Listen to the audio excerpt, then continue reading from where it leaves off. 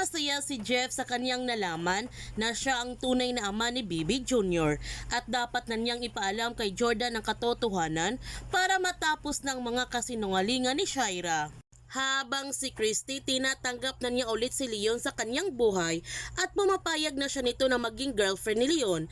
Labis ang tuwang nararamdaman ni Leon na naging sila na ulit ni Christy at magiging kompleto na ang kanyang pamilya. Matutupad na niya ang pangarap ni Billy na magkaroon ng kompletong pamilya.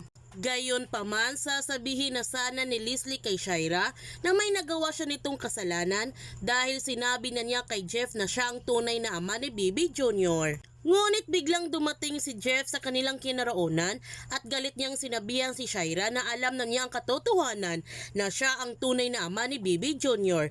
at ang DNA test result ang magiging ebidensya para malaman ni Jordan ang katotohanan. Kaya ipapaalam na niya kay Jordan para matapos na ang kanyang kasinungalingan. Sobrang natakot si Shaira dahil kapag nalaman ni Jordan ang totoo, mawawala ang lahat niyang pinaghirapan. Kaya gagawa siya ng masamang plano para hindi masabi ni Jeff kay Jordan ang katotohanan at handa siyang pumatay para manatili lamang ang kanyang sekreto. Nasa panganib kaya ang buhay ni Jeff? Yan ang ating aabangan sa asawa ng asawa ko. Kung bago ka pa channel ko, don't forget to like, subscribe, and click notification bell para palagi kang updated sa mga videos in-upload ko. Thank you for watching and God bless to everyone.